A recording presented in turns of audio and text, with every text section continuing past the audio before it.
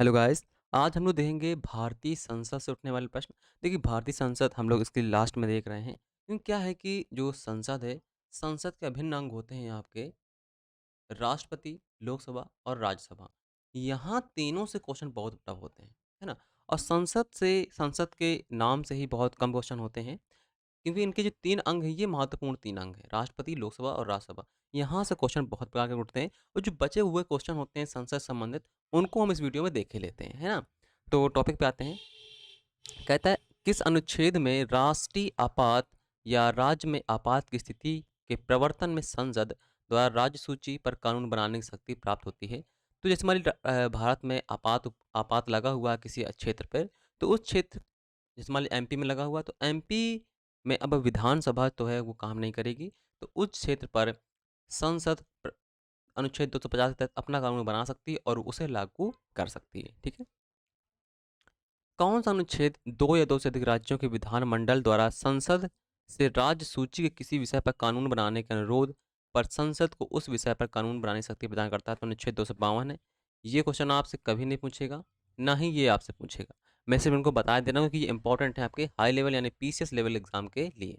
देखिए क्या होता है, ये क्वेश्चन समझ में नहीं आया होगा आपके, मैं बता देता हूँ। क्या कहता है, मान लीजिए ये आपका यूपी है और ये एमपी राज्य है। अब यहाँ पर भी विधानमंडल है, यहाँ पर भी विधानमंडल है। अगर दोनों अगर दोनों विधानमंडल संसद से कहते हैं कि हमारे इस टॉपिक पर कानून बना दीजिए जो दोनों के लिए लाभपूर्ण है, जैसे मान लीजिए बाउंड्री पर है या क्षेत्रफल पर है, कोई भी सीमा जो क्षेत्र में रहती हो, उनके लिए एक कानून बना दीजिए। तो संसद जो है दोनों राज्यों के लिए एक ही कानून बनाएगी और वो दोनों कानून मतलब वो एक ही कानून दोनों राज्यों में लागू होंगे। तो ऐसे कानून जो दो या दो से अधिक राज्यों के लिए बनाए जाते हैं, वो संसद ही बनाती है। ठीक है। अनुच्छेद 252 के तहत कहता है, संसद के राज्यसभा के अनुरोध पर संसद की राज्यसभा के अनुरोध पर राज्य सूची के विषय में कानून बनाने की शक्ति कौन सा अनुच्छेद प्रदान करता है? देखिए, राज्यसभा जो है, यहाँ पर राज्यसभा की बात कर रही है, यहाँ पर संसद की बात हो रही थी। यहाँ पर राज्यसभा कहता है, राज्यसभा राज्य सूची के विषय में कानून बनाने की शक्ति किस अनुच्छेद तक प्राप्त है? तो 249 पे हमने बताया था कि जो राज्यसभा है उसके ये विशेषाधिकार होते हैं 249 और प्लस 213। ठीक है, यहाँ पर अखिल भारतीय सीमाएं लागू कर सकता है। ये राज्यसभा सिर्फ और सिर्फ राज्यसभा के विशेषाधिकार हैं, ना कि लोकसभा के, ना ही राष्ट्रपति के। ठीक है, ये बहुत इंपॉर्टेंट क्वेश्चन है, ये इंपॉर्टेंट है आपके किसी भी एग्जाम के लिए। आगे कहता है, प्राक्कलन समिति तथा लोक लेखा समिति का गठन कौन करता है? तो प्राक्कलन समिति और लोक लेखा समिति दोनों समितियां इंपॉर्टेंट है। इसमें आपके 30 सदस्य होते हैं और 30 लोकसभा के होते हैं। लोक लेखा समिति में आपके 22 सदस्य होते हैं। लोक में 2 शब्द, लेखा में 2 शब्द, तो 22 सदस्य हो गए। तो 15-7 का डिफरेंस होता है। 15 लोकसभा के और 7 राज्यसभा के होते हैं। और इनका जो गठन करता है वो संसद करती है। ठीक है। कहता है, भारत की संचित निधि पर किसका पूर्ण नियंत्रण होता है? तो भारत की संचित निधि पर पूर्ण नियंत्रण जो रहता है संसद का रहता है। ठीक है। अगर संचित निधि की बात करें अनुच्छेद में, तो 266 अनुच्छेद 266 में संचित निधि है और 267 में आकस्मिक निधि का वर्णन है। कहता, संसद का सर्वाधिक महत्वपूर्ण कार्य कौन सा है? तो देश के लिए कानून बनाना इसका महत्वपूर्ण कार्य होता है संसद का। आइन कहता है, किस विधेयक का सदन में वाचन 3 बार होता है? किसी विधेयक का सदन में वाचन कितनी बार होता है? जैसे मान लीजिए कोई भी विधेयक जो होता है, तो विधेयक जो होता है 3 वाचनों से गुजरता है। वाचन 3 ही होते हैं हमेशा। ठीक है। प्रथम वाचन, द्वितीय वाचन, तृतीय वाचन। सबसे लंबा द्वितीय वाचन होता है जिसमें प्रवर समिति गठित की जाती है। ठीक है। जब आप संविधान को पढ़ेंगे स्टार्टिंग में, तो वहाँ पर भी जो सबसे जो दूसरा वाचन हुआ था, सबसे लंबा दूसरा वाचन ही रहा था, है ना? संविधान में 3 वाचन ही हुए हैं, तो ये इंपॉर्टेंट है। कहता है विधेयक सदन में पेश किए जाने के बाद अध्यक्ष अथवा सभापति की पूर्व अनुमति के बाद कहाँ प्रकाशित किया जाता है? तो जब हम विधेयक को पेश करते हैं, तो अध्यक्ष या सभापति की जब अनुमति हो जाती है, तो उसे हम भारत के राजपत्र में प्रकाशित करते हैं ताकि उसे सब कोई पढ़ सके। ठीक है। आगे कहता है, विधेयक के संबंध में विस्तृत एवं बारीकी चर्चा कब होती है? तो द्वितीय वचन में होती है कि द्वितीय वचन इसीलिए बहुत बड़ा हो जाता है। ठीक है। आगे कहता है, विधेयक प्रवर समिति को कब सौंपा जाता है? तो अभी जस्ट हमने अभी बताया आपको कि द्वितीय वाचन के दौरान ही प्रवर समिति गठित की जाती है, जिसमें कि लोकसभा के 2 सदस्य और राज्यसभा के 1 सदस्य। ये अनुपात होता है, ठीक है? अब अगर लोकसभा में 4 हैं, तो राज्यसभा के 2 होंगे, ये अनुपात होता है, ठीक है? 2:1 में सदस्य रहते हैं। कहता है प्रवर समिति गठन किस सदन से होता है? तो जिस सदन से विधेयक पेश किया गया है, उसी सदन से प्रवर समिति गठन भी किया जाता है। कहता है संयुक्त प्रवर समिति गठन किससे होता है? तो संयुक्त प्रवर समिति का गठन संसद के दोनों सदनों से होता है। संयुक्त प्रवर समिति में लोकसभा तथा राज्यसभा के सदस्यों का अनुपात कितना होता है?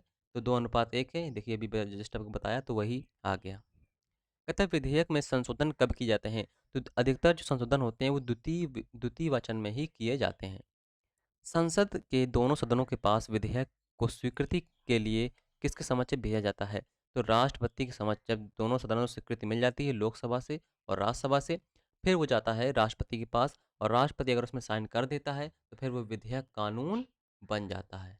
ठीक है? कहता है किसी विधेयक पर दोनों सदनों में असहमति होने पर संयुक्त बैठक का प्रावधान नहीं है।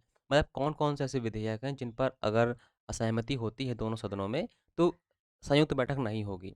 तो संविधान संशोधन विधेयक पर नहीं बैठक होती है और ना ही धन विधेयक पर। ठीक है, इन दोनों पर संयुक्त बैठक का प्रावधान नहीं है।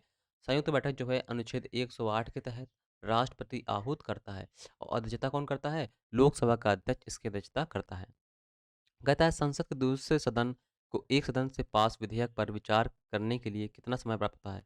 यानी संसद के दूसरे सदन को एक सदन से पास विधेयक पर विचार करने के लिए कितना समय होता है? जो साधारण विधेयक होते हैं, जो साधारण विधेयक होते हैं, अगर मान लीजिए लोकसभा से पारित हो गया तो जब वो राज्यसभा में जाता है तो राज्यसभा में 6 महीने तक वो रह सकता है। ठीक है, 6 महीने तक वो रो सकती है। लेकिन जो धन विधेयक होते हैं, धन विधेयक को जो राज्यसभा है वो 14 दिन तक ही रोक पाती है।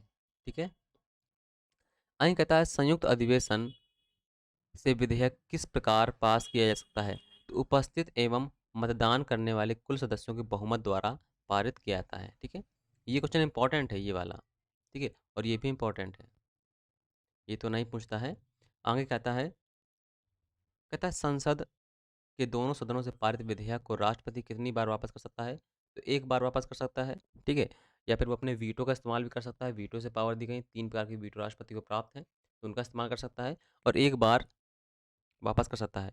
और दूसरी बार संसद ने राष्ट्रपति के पास भेज दिया है, तब उसे विवश होकर साइन करना ही पड़ता है। ठीक है, कहता है संसद द्वारा दोबारा पारित विधेयक को कौन स्वीकृति देने के लिए बाध्य होता है? तो राष्ट्रपति बाध्य होता है। जस्ट अभी बताया हमने आपको कि दोबारा देने के लिए वो बाध्य होता है। आगे कहता है मंत्रिपरिषद के सदस्यों के अतिरिक्त किसी सदस्य द्वारा किसी सदन में पेश विधेयक किस प्रकार का विधेयक कहलाता है?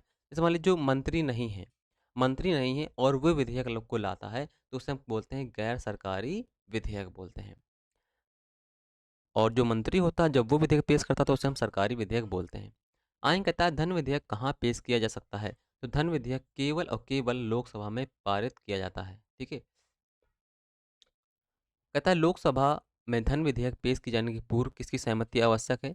तो लोकसभा में जब धन विधेयक पेश किया जाता है तो राष्ट्रपति की सहमति आवश्यक है। इसलिए धन विधेयक को राष्ट्रपति कभी वापस नहीं कर सकता, ना ही उसे रोक सकता है। ठीक है, और धन विधेयक कौन से अनुच्छेद में बताया था आपको हमने कि अनुच्छेद 109 में इसकी पारित होने की प्रक्रिया है और 110 में इसकी परिभाषा है। ठीक है, ये बहुत इंपॉर्टेंट है। और अनुच्छेद 111 के तहत राष्ट्रपति विधेयकों पर साइन करता है या उसे पारित करता है। ठीक है, इंपॉर्टेंट है ये सभी। आइन कहता है धन विधेयक किस अनुच्छेद में परिभाषित है? तो अनुच्छेद 109 में। वित्त विधेयक के बारे में विशेष उपबंध किस अनुच्छेद में है? तो अनुच्छेद 117 में है। एक है था विनियोग विधेयक, तो विनियोग विधेयक किसमें था? 114 में। सभी आपको बता चुके हैं, ये सभी इंपॉर्टेंट है। कहता है विनियोग विधेयक का संबंध किससे है? तो संचित निधि से धन निकालने से। संचित निधि किसने 266 में है, तो संचित निधि से हम धन निकालते हैं तो विनियोग विधेयक के द्वारा निकालते हैं। यहाँ से अगला क्वेश्चन है, कहता है विनियोग विधेयक कहाँ पेश किया जाता है? तो ये भी लोकसभा में पर पेश किया जाता है। वित्त विधेयक कहाँ पेश किया जाता है? तो वित्त विधेयक तो लोकसभा में ही है सिर्फ। आगे कहता है राष्ट्रपति, सभापति, उपसभापति, अध्यक्ष, उपाध्यक्ष, उच्चतम न्यायालय के न्यायाधीश, नियंत्रक और महालेखा परीक्षक आदि का वेतन कहाँ से मिलता है? तो भारत की संचित निधि से मिलता है, क्योंकि ये केंद्र के लिए काम करते हैं। आइन कहता है दो प्रकार की संसदीय समितियां कौन कौन सी हैं? तो दो प्रकार की होती हैं, स्थायी और तदर्थ समितियां होती हैं। ये क्वेश्चन नहीं आपसे पूछेगा। जो जैसे आपका प्रकलन समिति है, लोक लेखा समिति है, ये पूछता है कि कितने सदस्य होते हैं। कहता है लोकसभा की प्रकलन समिति में कितने सदस्य होते हैं? तो 30 सदस्य होते हैं और ये सभी लोकसभा के ही होते हैं। कहता है स्थायी मितव्ययी समिति किसे कहा जाता है? तो लोकसभा की प्रकलन समिति को कहते हैं, क्योंकि प्रकलन समिति का काम ये होता है कि जो फालतू में पैसा जा रहा है, इन्वेस्ट हो रहा है, व्यय हो रहा है, कौन से खर्चे में लग रहा है, उन सब की जांच करना कि फालतू में पैसा कहाँ खर्च हो रहा है। आप देखते हैं जो गवर्नमेंट है वो बहुत सारी योजना बनाती रहती है, कुछ योजना चलती ही नहीं है, तो वहाँ व्यय होता रहता है रुपया, तो उन सबको यानी मित व्यय को रोकना है ना। कहता है प्रकलन समिति की जुड़वा बयान किसे कहते हैं? तो लोक लेखा समिति को बोलते हैं। लोक लेखा समिति जांच करती है कि कितना पैसा कहाँ इन्वेस्ट हो रहा है, ठीक है। तो लोक लेखा समिति की ही बहन इसे बोलते हैं प्रकलन समिति को, क्योंकि दोनों का काम लगभग सेम सेम होता है।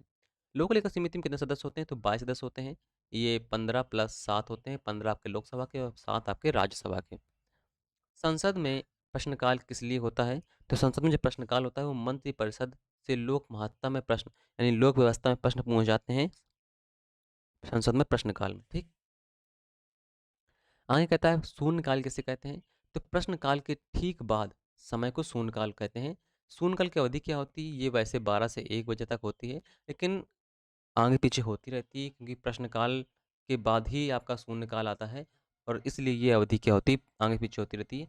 लोकसभा में की समय अवधि अलग होती है और राज्यसभा की समय अवधि अलग होती है। वैसे एग्जाम में यही पूछता है कि 12 से 1 को हम शून्यकाल बोलते हैं, ठीक है। तो इस वीडियो में संसद से संबंधित जो क्वेश्चन थे वो इतने ही थे। इंपॉर्टेंट क्वेश्चन है, इनको आप लिख लिख कर पढ़ेंगे ज़्यादा अच्छे से याद होंगे आपको।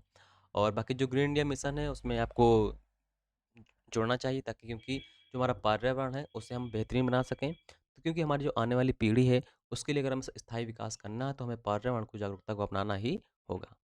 तो जुड़ें ज़रूर। Thank you. इस वीडियो में इतना ही, मिलते हैं नेक्स्ट वीडियो में।